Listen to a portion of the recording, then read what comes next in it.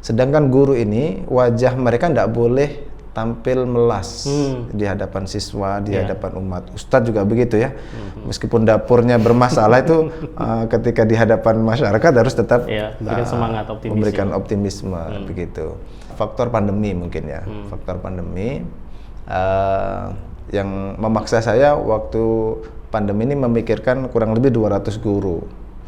Ini 200 guru bagaimana ya kondisi siswa menurun drastis ya, hampir 50% karena bukan pendidikan formal, informal ya. Orang mengaji kalau keluar ya keluar saja gitu ya, nggak ada ikatan. Kalau anak sekolah dia mau nggak mau online ataupun harus terus ada ijazah dan sebagainya kan ya begitu. Nah, adapun guru ngaji ini nggak ada. Siswa turun 50% lebih. Waktu itu sahur saya sama istri sedang makan tuh nggak bisa saya makan sahur karena kepikiran 200 guru ini gimana nih makannya seperti apa ya.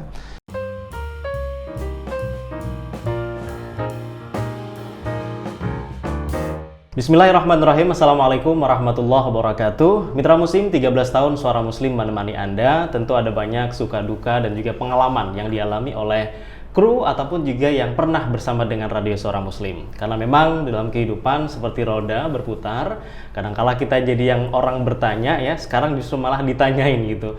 Dulu misalnya jadi penyiar, sekarang jadi narasumber. Seperti narasumber kita hari ini, yaitu Ustadz Hasan Muhammad, yang sudah lama banget kayaknya kita nggak siaran ataupun juga ngobrol dengan beliau, bagaimana cerita bersama dengan Suara Muslim dan bagaimana Suara Muslim kemudian berperan dalam kehidupan beliau saat ini. Assalamualaikum Ustadz Hasan. Waalaikumsalam warahmatullahi wabarakatuh. Alhamdulillah. Terima kasih sudah hadir di SM Talk hari ini. Suara Muslim Talk ya. Ini merupakan podcast inspirasi yang hadir setiap pekannya menemani mitra muslim berakhir pekan. Sudah berapa lama tidak siaran lagi? Sudah sejak berapa ya? Mungkin 5 tahun lah ya. Sudah tahun. Cukup lama ini. Tapi masih ingat ya proses-proses siaran gitu ya. Iya, karena pembentukan di Suara Muslim cukup lama. Saya kira juga menjadi bekal buat saya sendiri ya. Kurang lebih berapa 10 tahunan lah bersama dengan Suara Muslim. Dan sampai sekarang masih di Suara Muslim. Masih sebelahan kantornya ya. Betul. Oke, setelah nggak jadi penyiar, nggak ada di radio, itu gimana kondisinya? Lebih nyantai kah begitu? Mungkin masih seperti dulu, ada headline tiap hari, ada deadline tiap hari dan lain sebagainya. Ya memang di media berbeda. Saya rasa di Suara Muslim khususnya ini ada tuntutan lebih ya, karena harus berhadapan langsung dengan publik ya, mencari, kalau dulu kita setiap hari harus update nih berita apa dan seterusnya begitu ya. Nggak ada habisnya ya? Nggak ada habisnya, dan setiap hari harus mengikuti begitu ya. Nah, sekarang ya kita mencari informasi yang kita perlukan saja lah gitu ya. Jadi yang benar-benar kalau bahasa sekarang tuh meaningful gitu ya. Biar kita nggak kebanjiran tsunami informasi ini. Betul, ya. betul. Tapi perannya, amanahnya sudah berbeda gitu ya. Masing-masing amanah tentu punya peran yang sangat penting juga. Jadi sekarang kesehariannya bisa disampaikan ke mitra muslim di mana? Sekarang ini per Desember ya, atau per Januari 2023 lembaga memberikan amanah untuk mengawal Baitul Mal Qiri Al-Quran. Baitul Mal Qiri Al-Quran. Ini departemen yang paling mudah lah ya, karena ada Suara Muslim, ada Qiri Al-Quran, ada Qiri Kualita yang mencetak guru-guru ngaji. Nah, kami ini paling buncit sendiri. Paling baru. Tapi nanti jadi tulang punggungnya. Iya, insya Allah begitu ya. Jadi 3 sisi yang sama-sama menguatkan. Insya Allah bersama Suara Muslim. Amin. Juga. Bersinergi gitu ya. Oke. Mungkin mitra muslim juga sudah banyak yang sudah lama nggak dengarkan suaranya waktu siaran gitu ya.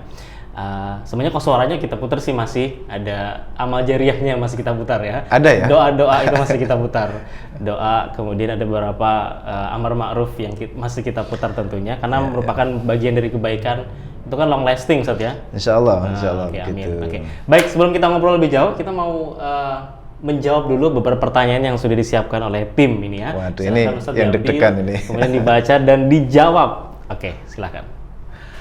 Bebas ini ngambilnya Iya, ya. dari awal, di atas Oke, dulu dari ya, atas oke. dulu. Saya langsung baca. Siaran pagi atau siaran malam? Siaran pagi deh. Siaran pagi. Oke. Siaran pagi. Kenapa tuh?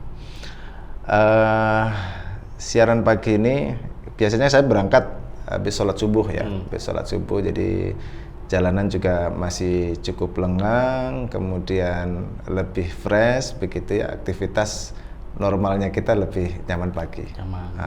Kalau malam nanti udah datang detailer ya. Ya. Biasanya kalau sudah program malam itu khususnya di akhir-akhir ya, Iya. itu perjuangan tuh memang. Tuh. Apalagi kalau dulu, kalau sekarang kan sampai jam 10 nih Ustadz. Itu kalau dulu sampai jam berapa tuh selesai? Dulu selesai jam berapa ya? Jam 11-an mungkin ya, jam 11 ya. Jadi Mitra Muslim bayangin 11 selesai, belum lagi macam-macam ditata-tata, nyampe rumah bisa jam Ya malam lah pokoknya. malam banget ya. Sehingga kalau ada teman tanya Surabaya itu gimana? Surabaya itu ya dingin, ya lancar, ndak ada macet gitu. Kenapa? Ya saya itu pulangnya selalu apa ya? Jam 11 ke atas Jam ya. 11 ke atas, jalanan sudah cukup lengang. Atau berangkatnya pagi sekali, menjelang selepas subuh jalan juga masih lengang, juga masih dingin gitu. Jadi Surabaya itu kesan saya itu tidak pernah panas ya, dingin aja, dan tidak pernah macet gitu. Tapi kalau liputan udah beda lagi kan, panas-panas. Bukan Pak. Ya gitulah ya kalau siang-siang gitu. Oke, silakan lanjut. Oke. Ya, insyaallah ini kenangan lama semua ini kayaknya. Kemudian pengalaman paling berkesan saat menjadi kru radio. Apa ini ya?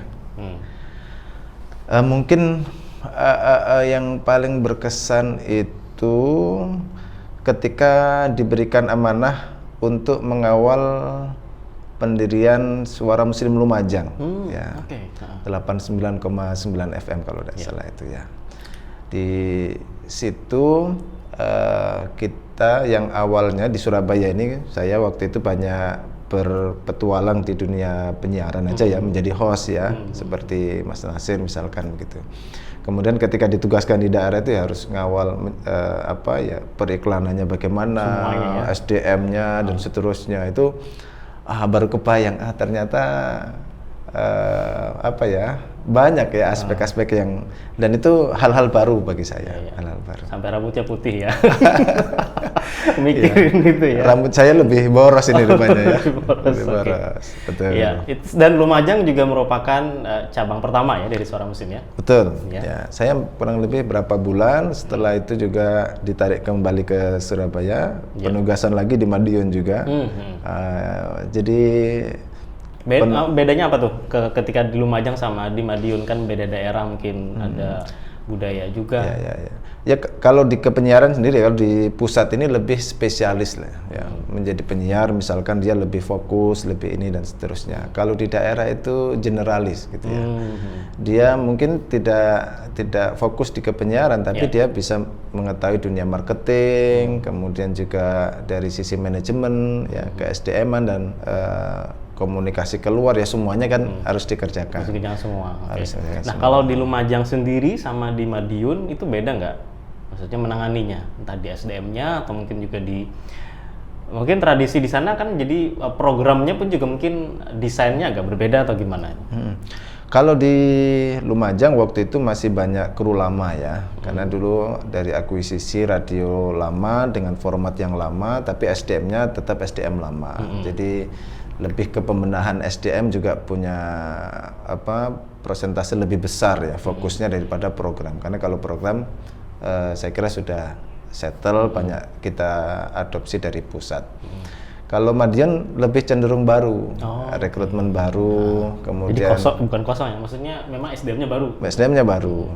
Dan kalau mau dibandingkan mana yang lebih mudah ya, lebih mudah membuat baru daripada merubah yang lama. Karena harus menghadapi SDM yang lama ya, kemudian culture-nya juga harus dibina lagi ya. Ya betul sekali itu. Ya, dan yang bertahan ternyata yang Lumajang ya.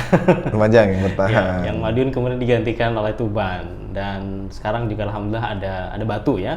Ada Suara Muslim Batu luar biasa. Kita juga kelola saat ini. Baik, itu kalau ke daerah biasanya memang sepulangnya berapa hari sekali? Atau bulanan atau pekanan? Awal-awal itu saya Ini juga luar biasa ya, mengenal banyak lagu dangdut itu. Karena waktu itu sering naik bus ya. Oh, sering naik di bus. jalan, oke.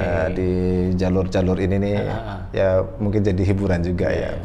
Nah, saya biasanya 2 pekan sekali waktu itu. Oh, jadi 2 pekan di sana. 2 pekan sekali, saya baru pulang, nanti ke sana lagi mungkin hanya 2-3 hari di rumah, saya balik lagi sana. Karena di awal-awal rintisan butuh fokus dan juga waktu yang lebih untuk radio baru. Jadi ini juga perjuangan ya. Iya, betul. Apalagi waktu di Lumajang itu adalah tahun dimana anak kedua saya mau lahir itu ya. Jadi juga perjuangan di sana harus menjadi suami siaga satu sisi, tapi juga ada amanah untuk pengembangan dakwah. Itu sempat juga menjadi dilema, ini gimana ini ya. Kalau anak pertama kan sempat tidak bisa nemani lahiran ya. Yang anak kedua ini masa mengulangi lagi begitu ya. Tapi alhamdulillah waktu itu keluarga juga support. Ya sudah, ini karena amanah dan juga tuntutan dakwah, insya Allah tidak ada masalah. Dan di keluarga alhamdulillah ada dekat dengan orang tua ya. Jadi ini juga nilai-nilai lebih waktu itu sehingga saya bisa ditugaskan ke beberapa tempat, tidak terlalu masalah dengan keluarga. Tapi sempat nemenin akhirnya ketika lahir. Alhamdulillah ya. Iya. Karena itu tadi karena ketulusan tadi itu ya. Bisa jadi begitu ya. Itu yang apa ya? Waktu itu ada apa ya istilahnya, terutama di istri yang di kondisi hamil besar dan mau lahiran, mau merelakan ditinggal ya 2 minggu sekali harus baru ketemu. Itu yang luar biasa juga. Saya kira itu juga benih-benih apa kebaikan rumah tangga dari nilai-nilai seperti itu. Bahkan ketika ke terminal misalkan istri waktu itu nganterin sama anak-anak. Jadi ini jadi kesan tersendiri bagi saya. Iya ya. Jadi diantar habis itu, masya Allah. Tapi akhirnya semuanya berjalan dengan lancar. Semuanya berjalan dengan lancar.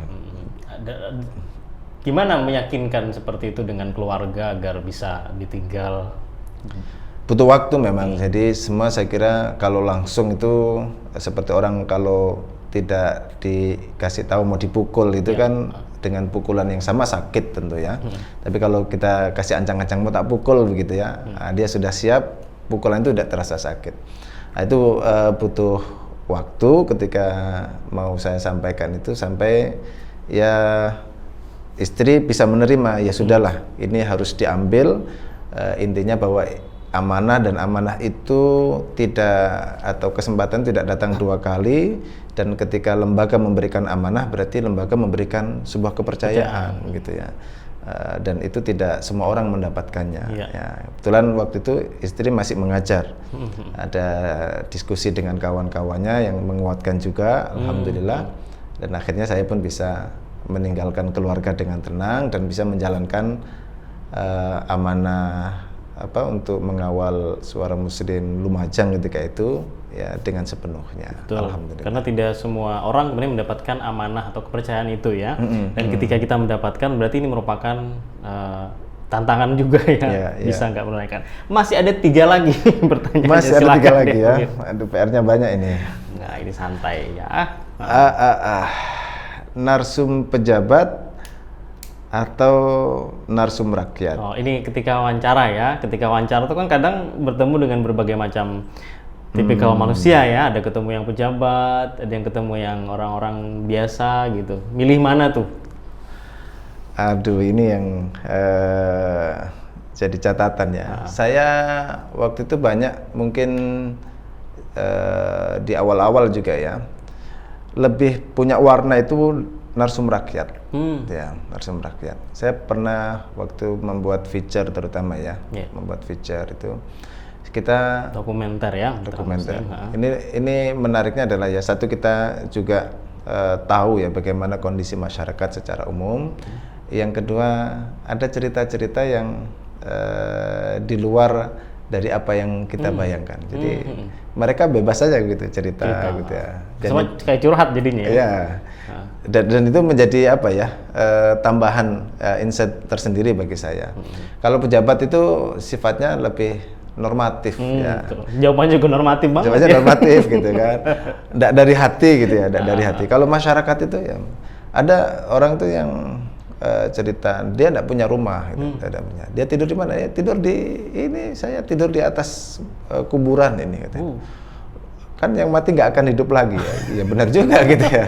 Jadi mereka ya, menjalani kehidupannya dan itu juga bisa menyentuh menjadi pelajaran bagi kita ya ketika menghadapi masyarakat umum secara luas. Karena Jadi, beragam, berwarna, dan mereka juga bicara apa adanya tadi ya. Ya. Tidak takut kemudian terekspos atau juga kalau sekarang kan ramai itu salah bicara dikit aja udah bisa viral ya kalau pejabat. Ada wawancara, maksudnya ketika wawancara dengan narasumber seperti yang benar-benar kayak merasa tersadarkan atau tertegun atau gimana gitu, Ustaz.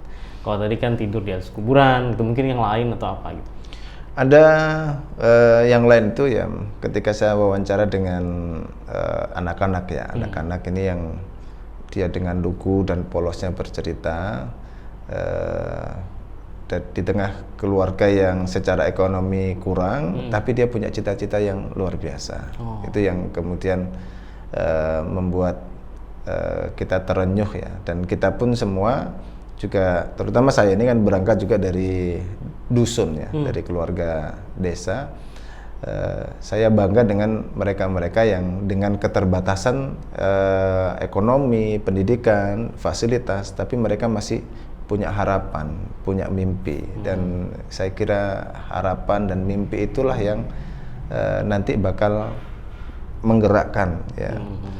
Jadi tidak harus punya segalanya, tapi paling tidak punya harapan, punya mimpi, dan itu akan mendorong seseorang untuk berubah menjadi lebih baik. Oke, jadi dalam kondisi apapun itu harus tetap punya itu ya? Betul, betul. Ya. Itu saya kira energi yang menggerakkan seseorang. Jadi bukan faktor ekonomi, harta atau apa, tidak. Tapi mimpi ini, ya saya kira itu yang kemudian cukup berkesan bagi saya ketika bertemu dengan anak-anak ketika salah satu wawancara dengan masyarakat. Iya. Ya. Masih ada 2 lagi. Oh, lanjut ya. Ya lanjut. Oke, kita lanjut nih. Guru Quran atau penyiar radio atau gimana ini? Hah? Ya, terserah mau milih yang mana gitu ya. Atau kayak sekarang berarti milih yang di luar itu. Saya lebih ke guru Qurannya ini ternyata. Okay. Kenapa gitu ya? Jadi awal di Gereja saya ini kan dulu dari Gereja Al-Quran ya. Dari Gereja Al-Quran sebelum ada Suara Muslim ya, dan basic saya adalah di dakwah memang. Kemudian Gereja Al-Quran, Yayasan Gereja Al-Quran ini mendirikan radio Suara Muslim ini.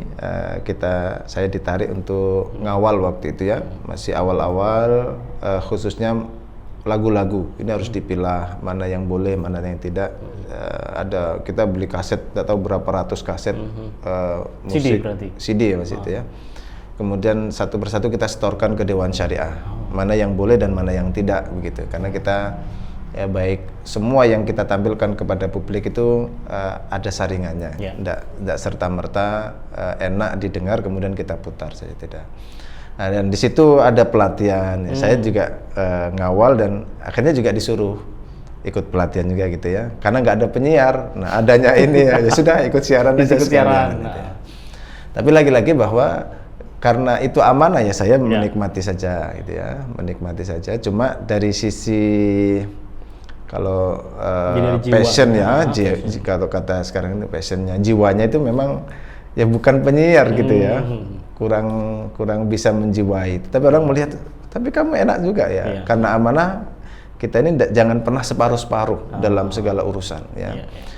Begitu juga meskipun saya ini katakan bukan passion saya, tapi itu amanah dan saya harus mengerjakan itu, maka saya kerjakan totalitas di situ. Saya berikan yang terbaik, berusaha sampai awal-awal latihan itu saya paling jelek itu suaranya itu ya. Waktu itu saya dengarkan salah satu penyiar radio Australia ya. Saya menirukan itu, kalau bahasanya sekarang kan ATM ya, amati tiru modifikasi. Saya nggak ATP, amati tiru plek gitu. Plek sama kayak gitu siarannya. Namanya Nuaim Hayat gitu ya, Nuaim Hayat.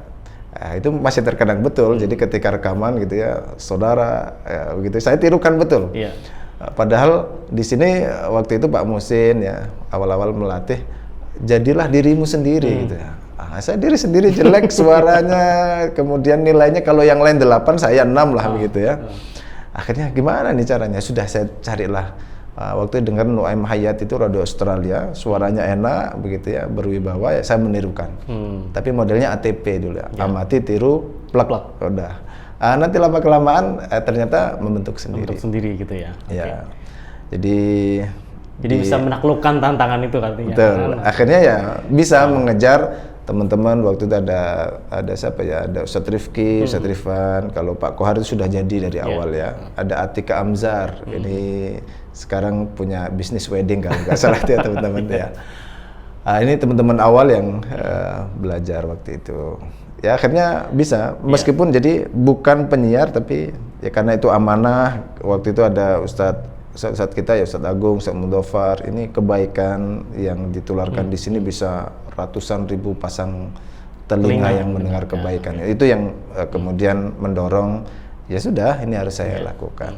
Toh di program-programnya pun juga tidak jauh dari Al-Quran ya. Betul. Di pagi dan juga di malam, bahkan di sore hari juga. Oke. Dan yang terakhir. Yang terakhir, ya. Bismillah, ini apa ini? Pengusaha atau ustadz? Ya Allah, ya. Atau keduanya ya? Atau kedua-duanya. Jadi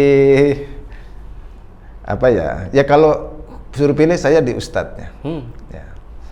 Adapun pengusaha, yang sekarang ini saya ada beberapa ya, mulai menceburkan diri di dunia bisnis. Ada, boleh sebut merek dah ini ya di sini. Disebut aja nggak apa-apa. Ada Juragan Kurma Indonesia, itu bergerak di bidang kurma. Okay. Kemudian ada Hanafam, saya Hanafam and Kurban itu menyediakan hewan-hewan kurban ya. Okay. Itu usaha yang saya geluti. Kalau di rumah juga ada butik juga, alhamdulillah. Nah, tetapi bisnis ini sebenarnya saya mungkin hanya 10-20% lah ya. 80% lebih waktu saya lebih di dakwah ya, di Geda Al-Quran, di Suara Muslim, atau juga di dakwah-dakwah yang lain. Hanya saja waktu itu faktor pandemi mungkin ya, faktor pandemi yang memaksa saya waktu pandemi ini memikirkan kurang lebih 200 guru. Ini 200 guru bagaimana ya, kondisi siswa menurun drastis ya, hampir 50% karena bukan pendidikan formal, informal ya. Orang mengaji kalau keluar ya keluar saja gitu ya, nggak ada ikatan. Kalau anak sekolah dia mau nggak mau online ataupun harus terus ada ijazah dan sebagainya kan, ya begitu. Nah, adapun guru ngaji ini nggak ada, siswa turun 50% lebih. Waktu itu sahur saya sama istri sedang makan tuh nggak bisa saya makan sahur karena kepikiran 200 guru ini gimana nih makannya seperti apa ya. Sedangkan guru ini wajah mereka nggak boleh tampil melas di hadapan siswa, di hadapan umat. Ustadz juga begitu ya. Meskipun dapurnya bermasalah itu ketika di hadapan masyarakat harus tetap memberikan semangat, optimisme. Memberikan optimisme begitu. Perhatian saya kira mungkin ada ya, tetapi kurang optimal. Sedangkan waktu itu lebih banyak orang melihat iba kepada ojol ya. Ojol itu banyak bantuan. Tetapi kalau guru ngaji tidak ya. Guru ngaji ini di masa-masa normal saja nggak normal, apalagi di masa-masa pandemi ya. Lebih lagi mereka ini. Sehingga waktu itu saya terbayang gimana nih ya, saya pernah jualan sendiri tuh dapat tambahan lah 3-4 juta gitu. Ini kalau guru-guru 200 sehari bisa menghabiskan 1 dus, bisa habis 200 dus gitu ya. Saya bisa ambil besar, marginnya bisa lebih banyak, dan ini bisa untuk kesejahteraan guru-guru. Akhirnya saya cobalah mengajak ini solusi nih, ada tambahan 3-4 juta 1 bulan, insya Allah bisa, nanti kita ajari dan seterusnya. Nah, disitulah bisnis ini jalan dan kurang lebih ada 200 guru ngaji yang tergabung ya, dan ini alhamdulillah sudah berjalan 3 tahun lebih. Itu apa ya, sudah ada timnya sendiri yang packing dan seterusnya. Tapi itu tidak menjadi fokus utama. Tapi itu tadi kan sebuah masalah ketika ada pandemi, kemudian dicari solusinya termasuk ya. diantara ini jadi berkah akhirnya ya. Jadi berkah juga ya. Oke. Jadi ya usaha ya juga akhirnya seneng juga gitu ya. Oh ternyata enak juga usaha ini. Itu ada passion di sana nggak? Atau yang memang tadi karena support untuk apa yang dilaksanakan saat ini perlu memang ada support finansial kan? Gitu, selama saya di Suara Muslim dan Gereja Al-Quran itu tidak pernah 1% pun terbayang terfikir untuk bisnis ya. Ya sudah, ya didakwah sajalah begitu. Dimanapun tidak ada pikiran ini mau dibisniskan seperti apa, nggak ada. Ya.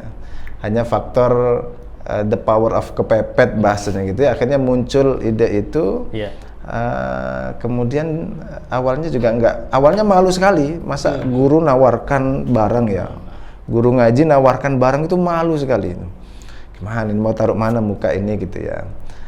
Ketika sudah dicoba, ternyata waktu itu saya dapati banyak jamaah itu mengapresiasi, ya.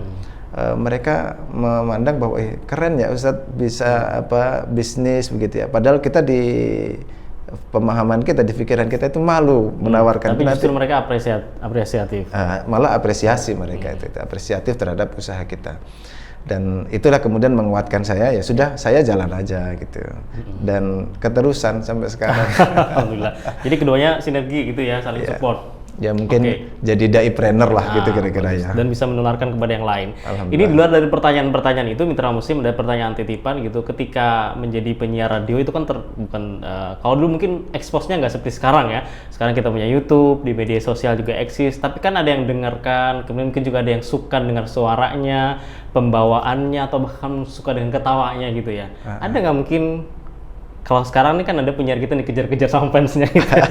Kalau dulu gitu ada nggak? Meskipun ini udah punya istri gitu ya. Ada yang kayak gitu-gitu juga nggak waktu dulu? Saya tuh sempat gini heran juga ya pendengar dulu tuh. Ketika saya dengarkan suara waktu awal-awal siaran dengan setelah 2 tahun, 3 tahun itu jadi ketawa sendiri. Ternyata dulu suara saya gini ya? Suara saya begini ya, kok ada yang mau dengar misalnya begitu.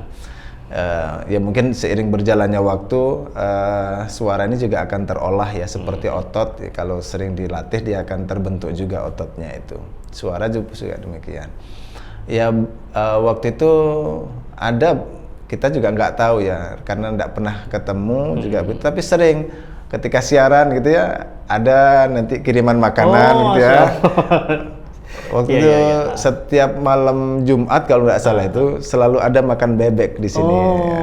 Dari siapa? Dari pendengar itu gitu ya. Bahkan juga dikirimkan kayak gimmick ya. Ada power bank dengan nama saya sendiri. Siapa yang mengirim gitu ya. Tapi rahasia, orangnya nggak disebut namanya gitu. Rahasia, tapi lama-lama juga tahu juga ya. Tapi rata-rata memang ibu-ibu yang punya perhatian appreciate lah terhadap ini. Tapi kalau yang lain insya Allah aman. Tapi istrinya juga nggak masalah ya? Istri aman atau nggak tahu. Oke. Dan tadi Mitra Muslim pengalaman Ustadz Hasan ya, dan kemudian sekarang tadi di Baitul Mal Gereja Al-Quran. Nah ini Baitul Mal Gereja Al-Quran ini gimana nih konsepnya Ustadz? Apakah juga konsen pada Al-Quran dan guru-guru Al-Quran atau gimana? Kita saat ini ada program-program yang sesuai dengan namanya ya, Baitul Mal Gereja Al-Quran. Ini rumah yang menghimpun dana umat. Fungsinya untuk apa? Untuk dakwah Al-Quran. Seperti hanya Gereja Al-Quran atau Suara Muslim yang juga media Al-Quran. Jadi lingkup kita ya di guru ngajinya ya, kita ada program cetak 2.000 guru ngaji ya. Kemudian itu disertifikasi, guru-guru ini mungkin punya hafalan 1 juz, 2 juz, tapi tidak punya metodologi mengajar yang tepat misalkan ya. Belum punya modal, itu kita ajari gitu. Kita sertifikasi sampai mereka bisa mengajar. Kemudian kita juga ada program tebar 1000 titik Gereja Al-Quran. 1000 titik Gereja Al-Quran. Nah, yang alumni guru-guru yang sudah kita sertifikasi, kita kasih pelatihan ini akan kita kirim disebar ya. Ke sebar ya, karena orang kan kalau mau mengaji itu lebih cenderung ke wilayah yang terjangkau. Ya. Seperti Surabaya ini ada di Surabaya Pusat di Dinoyo. Nah ini yang ada di Surabaya Timur mau bergerak ke sini ini kan memakan waktu, kemudian juga jalanan macet dan seterusnya. Maka nanti kita harapkan titik-titik tempat belajar Al-Quran ini lebih dekat kepada masyarakat, sehingga kita punya misi menebar 1000 titik mengaji atau belajar Al-Quran. Misalkan di Surabaya Timur butuh 3 titik ya, di Kenjeran, di Sukolilo, di mana lagi misalkan di Gunung Anyar gitu ya, sehingga yang dekat sana bisa langsung gitu. Nah, guru-guru yang sudah ini kita kirim ke sana. Nanti Surabaya Selatan dan kota-kota yang lain, Gresik, Sidoarjo dan seterusnya. Ini menjadi program kita. Kemudian mereka dari mana? Ya kita biayai guru-gurunya nih. Mereka sudah kita latih, kita free-kan. Pelatihannya free? Pelatihannya free, ya. Sampai mereka bisa. Kemudian juga pengiriman ke rumah-rumah atau tempat-tempat belajar Al-Quran ini juga dibiayai. Kita biayai. Biayanya dari mana ini? Kita ajak masyarakat umat Muslim ini untuk bagaimana syiar Al-Quran ini bisa lebih luas, ya. Sehingga satu dari mimpi bahwa seperti halnya Makkah Madinah itu kan dirasakan keberkahan, bahkan dirindu semua umat Islam pengen ke situ karena keberkahan Al-Quran kan, karena Al-Quran turun di sana. Gua Hiro itu juga begitu dikenang karena Al-Quran turun di sana. Bahkan juga Nabi yang membawa Al-Quran juga dimuliakan oleh Allah. Malam Lailatul Qadar itu menjadi malam istimewa karena Al-Quran unzila fil Quran, ya. Inna anzalnahu fi Lailatul Qadar. Nah, kita pengen ini Al-Quran ini bisa keberkahan seperti itu hadir di semua tempat gitu. Jadi dengan rumah-rumah keluarga-keluarga ini menjadi ahlul Quran, rahmat Allah turun kepada mereka, ya, solusi-solusi kebahagiaan keluarga kembali hadir, ya, itu dengan Al-Quran ini, ya. Dan ini menjadi misi besar gitu ya, misi bersama saya kira, karena keberkahan ini kita harapkan bisa dirasakan semua orang ya, dengan ditebarnya titik-titik, dilatihnya, ditelurkannya guru-guru ngaji ini. Bayangkan kalau misal kita bisa kontribusi di situ. Kita belum bisa ngaji nih karena sibuk, tapi kita bisa support ini, misalkan pelatihan dengan support dana misal gitu ya. Mungkin 10.000, 20.000 kita rutin di sana. Kita alokasikan untuk melatih guru. Guru ini mampu mengajar misalkan 100.000, seperti sekarang nih yang aktif di Qiraat Al-Quran sekitar 2.000 siswa. Maka 2.000 siswa ini yang mengaji juga harapannya kebaikannya mengalir kepada seluruh para donatur yang tergerak di situ. Jadi tadi mengelola, menghimpun ya, kemudian mengelola dan mendistribusikan dana yang semuanya programnya berhubungan dengan Al-Quran. Berhubungan dengan Al-Quran. Jadi ya gurunya, ya kemudian tempat belajar tadi, serta siswanya. Kita ada beasiswa mengaji. Kalau perkotaan mungkin secara umum mereka bisa membayar ya, tapi di Surabaya sendiri kalau sudah masuk di kampung itu, kalau suruh bayar menghitung gitu ya. Ngaji kok bayar gitu ya. Itu yang kok bayar ya. Itu jadi masalah juga itu. Ngaji kok bayar ya. Padahal harusnya bisa dibalik gitu kan. Betul. Untuk yang kursus pelajaran aja bayar gitu. Alhamdulillah ini juga perkantoran, kita sudah mulai mengirimkan guru-guru ke perkantoran, Mas Nasir. Kemarin ada kerjasama dengan SPTP Mengaji, itu kurang lebih ada 80-an karyawan, dan kita mengirim 8 guru di situ.